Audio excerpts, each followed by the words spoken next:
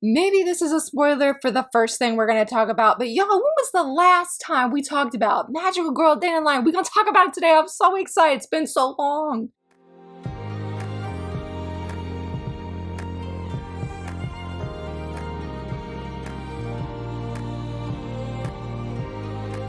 Hello friends, happy Monday. So very excited that you're here. It is just wonderful to be back, and it's wonderful to dive right in and to say we got a new chapter of Magical Girl Dandelion. It has felt so long. This chapter came back with a bang. So many things went down, and I'm like, oh my goodness. It was amazing, incredible chapter. I feel like with every new chapter we get, I'm more and more desperate to get this physically licensed. I know that Volume 1 hasn't physically released in Japan, but please, Viz Media, give it to us in English physically as well. Give us a license later this year. I will just say, seeing Shade Unhinged was really intense. I was gonna say really alarming. I think really alarming would work as well, but intense, specifically, that is the word I would use. I was like, whoa, and we're meeting some new characters. I'm very intrigued about both of these new characters. I want to say more, but I will just say, go read it if you haven't. Pause this video, go read that chapter. You are going to love it. 50 pages of an emotional up and down roller coaster, though I didn't cry. I didn't cry this chapter. It is amazing, and so thankful that we finally got a new chapter. I know that Yen Press recently did some licenses this past Friday, but there wasn't anything really that caught my eye specifically, but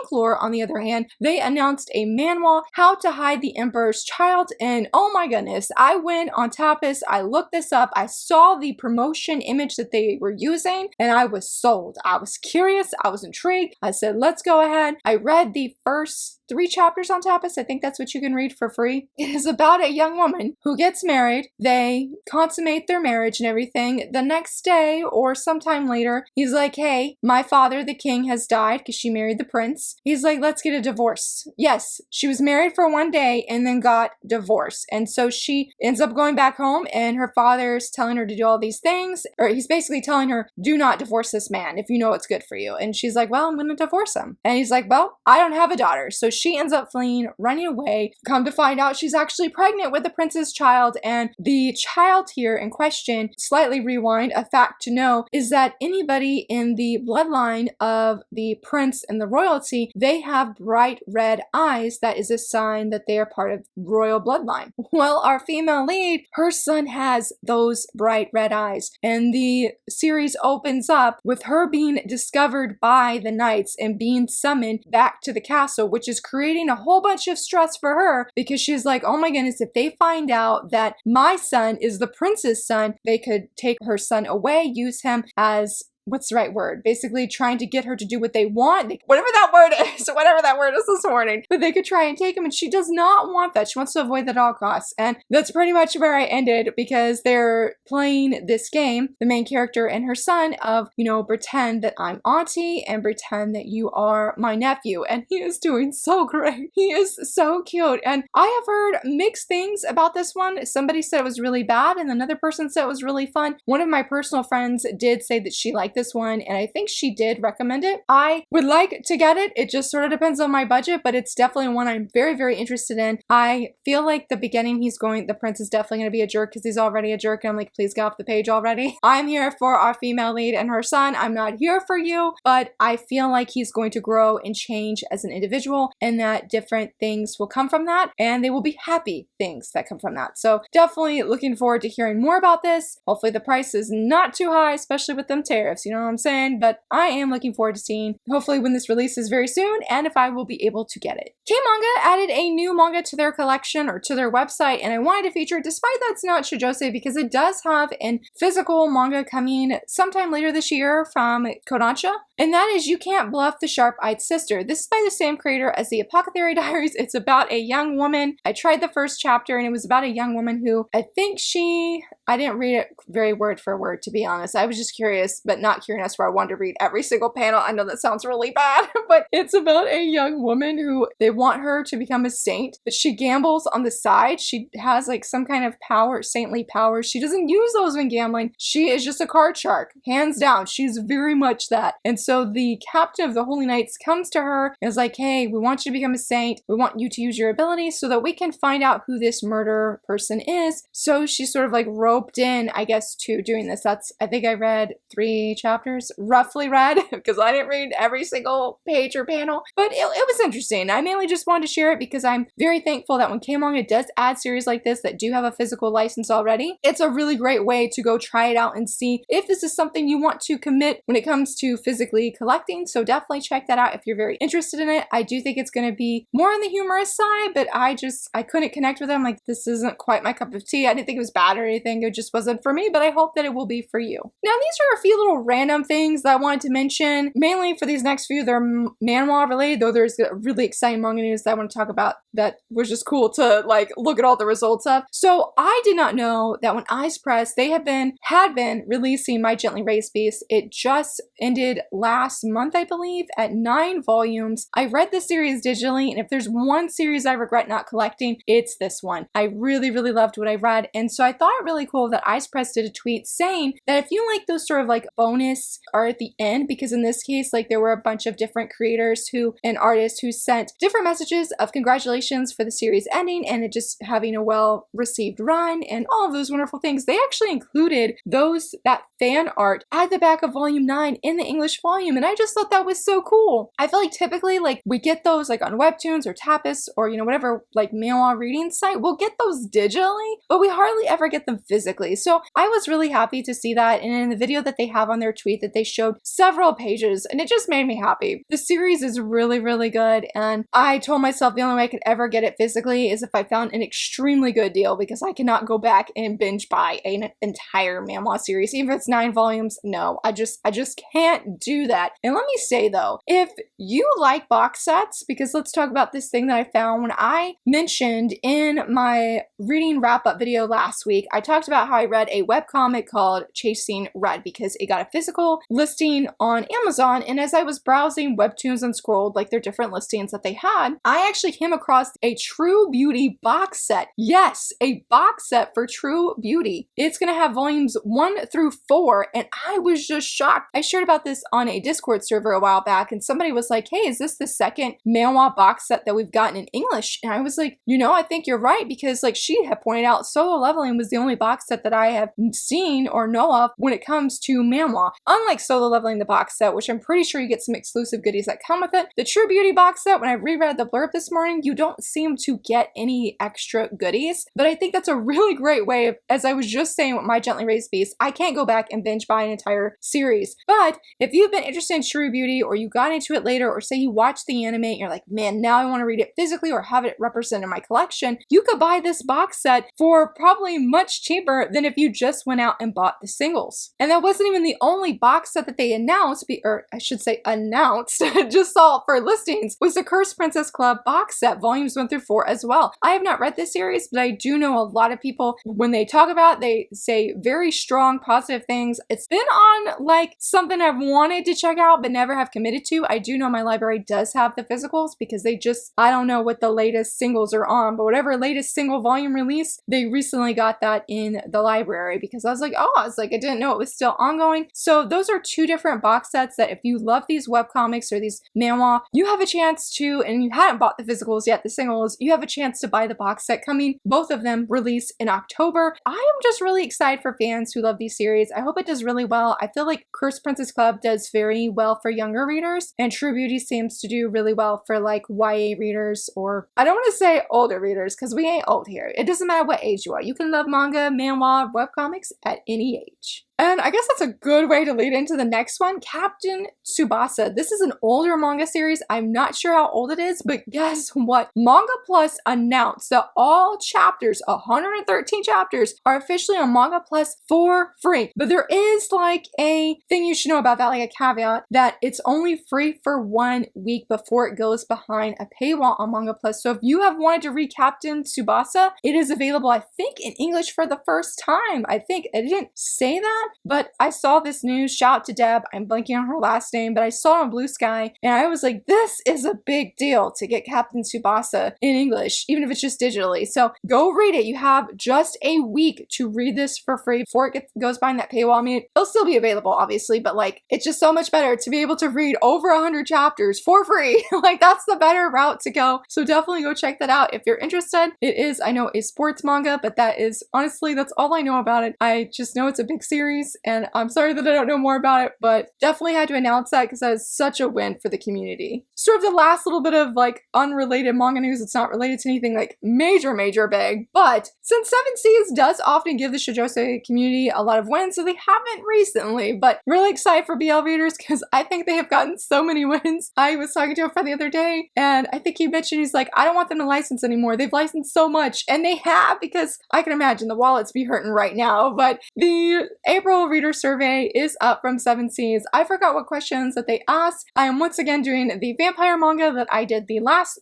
month because I really think this would do well for Seven Seas. And you know, with Halloween coming, I feel like this is a great time. If you do an announcement of the manga now, then it'll come out right around Halloween. It's a win-win situation, you know what I'm saying? And it does really well on the website that it's on, Palacy. I know it got over 1 million views a while back, so I'm like, please, anybody. It doesn't have to be Seven Seas, but I feel like Seven Seas would really love to pick up and license this series. So go let them know what you're interested in, like what's releasing this month, what you would love to see licensed in English, whether that's manhwa, manga, light novels. They have all the questions. So definitely go fill that out, especially knowing, because we're going to talk about this. So the Manga Awards 2025, the top 10 winners, nominations, they came out, and while not everything on this list is not licensed in English, I feel like I said that weird. I was trying to do a like lead in of saying like you might find things on this list that you want licensed in English, so this would be something you could put on the Seven Seas reader survey, because one of them is a josei that I would love for us to have. But let's sort of rewind and we'll start our way working from the top to the bottom, because number one isn't licensed in English. This is a seinen manga though, I believe, or shonen. I know it's about astronauts, about a female astronaut specifically. Not this cover, but the cover of volume 1.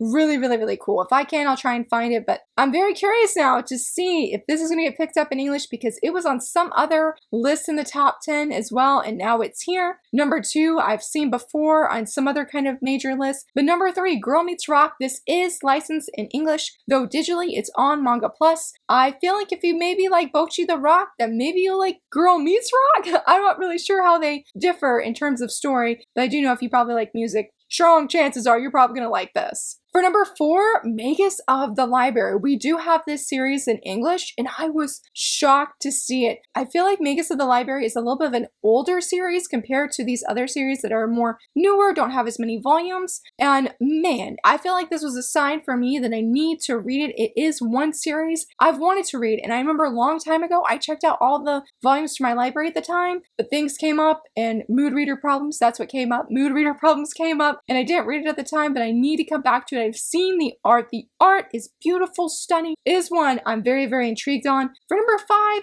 this cover looks so familiar to me, and I cannot think of where I have seen it before. I don't think that's licensed in English, but number 6, y'all, Reliving My Life with a Boyfriend Who Doesn't Remember Me, that definitely is licensed in English and just rightfully deserved to be on this list. It makes me so happy. This series is so angsty, so wonderful. I did talk about the latest volume in my reading wrap up and how I was trying to give myself a recap before filming since I read so much. I was like, I need that refresher because I felt like the beginning of the video was sort of rough because I couldn't remember everything that I read, but going back to Reliving My Life with a Boyfriend Who Doesn't Remember Me, again, rightfully deserved to be in the top 10.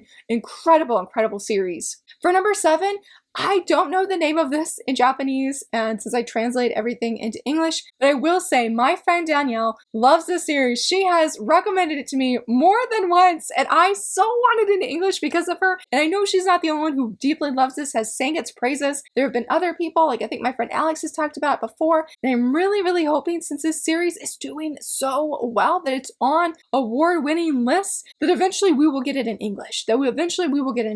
I would love to read this, even if it was digitally, though obviously the preference would be physically I mean, but hopefully at some point we will get it. Number 8, Cosmos. We did get this from Viz Media. It should be coming out here very soon. I was just actually looking into it, and it sounds like a very intriguing story with aliens. I don't really know. I don't think I'm going to be checking it out, but the covers of the series are beautiful. I really love how they all look. Number 9, I don't know anything about this one, though I do really love the cover. And number 10, this was on another manga list. I don't know if it was a manga award list, but it was on another manga list. It was something to deal with eating. It sounded very interesting, so I'm really happy that as a whole, with these 10 winners, that we have at least half or almost half in English. Like, that is wonderful. Hopefully the other ones, like, you know, that Josei one that I mentioned, hopefully this year at some point we will get a license for it. I think it would do really well. We need it, y'all. But let's go ahead and talk about the anime things, or anime news, I should say. So I mentioned in last week's manga news video, as I shared about the different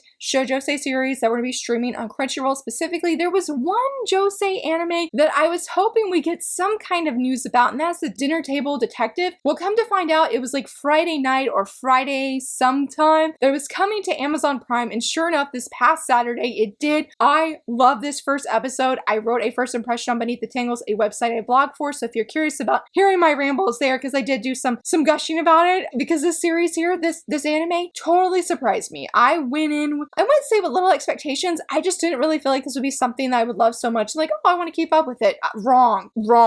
You need to go check it out. I laughed so much. It was such a wonderful time. It was sort of fast-paced, but I felt engaged from start to finish. Loved the characters, and I honestly can't wait to see what happens next. This is one that I definitely do want to actually keep up on, and that was not something I was prepared for when I went and watched episode 1. While it won't be on this list, the Crunchyroll Anime Awards, the nominations are out. You can go vote. It was quite interesting. You can go vote for the same things over and over and over, and I was just like, oh yay, gee, yeah, like, can we have some diversity? And thankfully there's a little bit, a smidgen of diversity, because at least we had one josei anime, and that was Mr. Villain's Day Off, and I just had to share this very cute illustration by Sensei. So cute. Our villain looks fantastic. She did an illustration sharing how you can go vote for this anime in the Best Slice of Life award category, which I definitely voted for it, because even if I didn't watch all of it, I recently read the manga, and yes, it deserves to win. It's so slice of life. It's so wonderful. I just really love this series. On the flip side, we only had one shoujo, and that was A Sign of Affection, which I'm so thankful it was on there. It's in 3 different categories: Best Romance, Best Drama, Must Protect at All Cost Character with Yuki. I voted for Sign of Affection in all 3 categories. Hope it does really well, but it was definitely a bummer like that there wasn't more shoujosei. Some people would say, well, Delar, you should have already prepared for that, but you know, you still always got that little bit of hope. You still got that little bit of hope. So I did not know that you could vote every day in the Crunchyroll Awards. I didn't know that. So if you want to go support your faves, definitely go vote every day, and I really hope that your favorites will win. I will say, when it came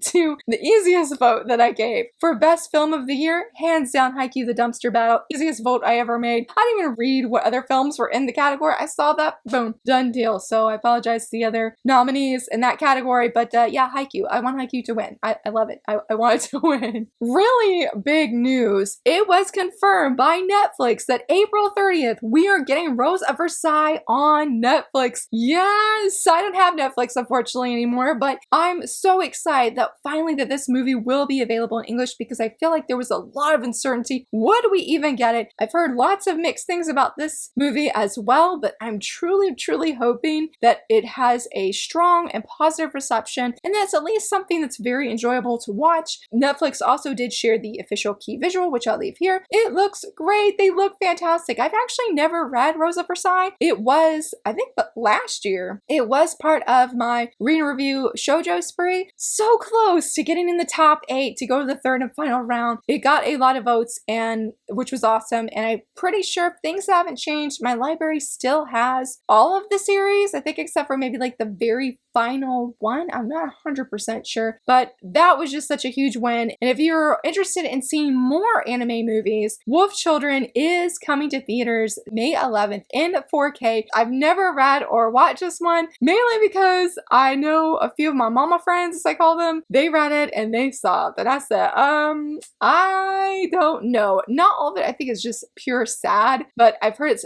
very emotional, and I'm just not ready for that. So I'm hesitant to see see it or read it, but I've still heard glowing things about it. And I just think that's so very wonderful that we're getting it back in theaters again. Like, or I don't even know if it was in theaters the first time, assuming it was though, but getting that 4K restoration, such a good time to be an anime fan right now. And so last but not least, I always debate if I should put the cover reveals with the manga section, not the end, but somehow I just feel it works better at the end. I only have one cover reveal for you guys. It's from Yen Press, and that's Honey Lemon Soda Volume 9. I love it. I love it. I gushed so much about it, Volume 8, in my reading wrap-up video because, oh my goodness, the things are happening. I'm loving it. This series has been so wonderful, so refreshing, just absolutely wonderful. I love it so much. I'm really glad to hear and see a lot of people say that they really enjoy the anime. I hope that they will give the manga a shot, or if they just want to be anime only, that's fine too. I'm just really thankful that a lot of people love these characters because I know that I do, and they're not the only characters. So I have one free calendar for you guys. It's a mobile one. I